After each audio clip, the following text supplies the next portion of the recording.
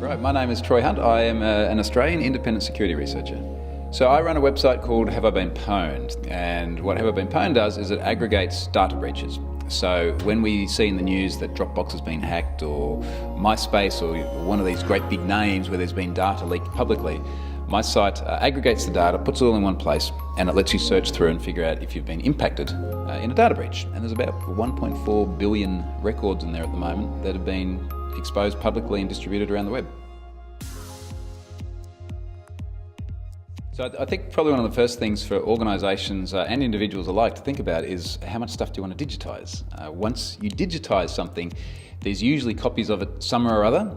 It gets very easy for it to spread, very easy for it to be redistributed. So for individuals, probably the canonical example is think about just how intimate do you want your photos to be, because once they're there, they could be redistributed. For businesses, do you really want to have people's birth dates, genders, sexual preferences, religions, things that are actually really sensitive personal information? Because the principle that we try and work to is that you can't lose what you don't have. So if you don't have it and something goes bad, well, at least that's one class of data you're not going to lose.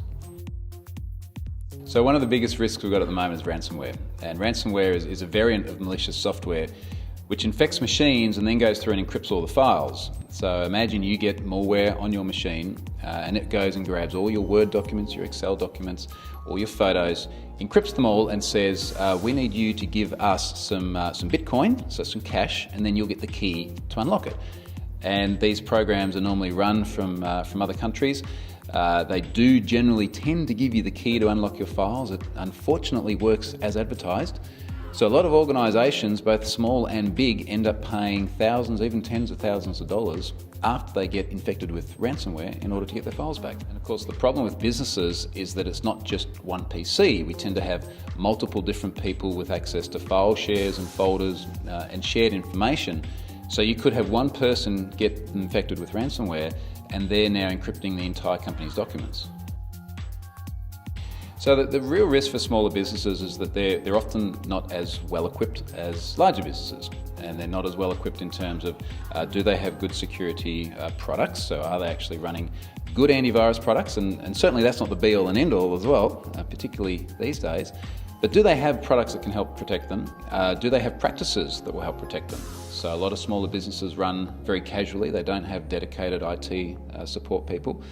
So they might have problems such as very broad access rights. Everyone in the company can access everything, which is a problem because one of them gets infected with something and then everything gets locked up. And then they don't usually have as good a process around things like, are you actually doing proper backups? Are you doing version backups so you can roll back to a specific version? Do you have off-site backups? So if anything goes wrong physically on premise, you can actually go and get something from a different geographic location. Look, it's easier today than ever because we've got cloud services that will help you do it. So you can go to a cloud like Microsoft's Azure and you can back your files up into their environment, which gives you the off-premise backup position in case your entire premises gets robbed, burnt down, whatever it may be. And these services now usually come very, very cheap compared to what it used to be, where someone used to come and physically take tapes away from your site. So it's easier than ever, but it's the sort of thing you've got to invest a bit of time in actually getting set up.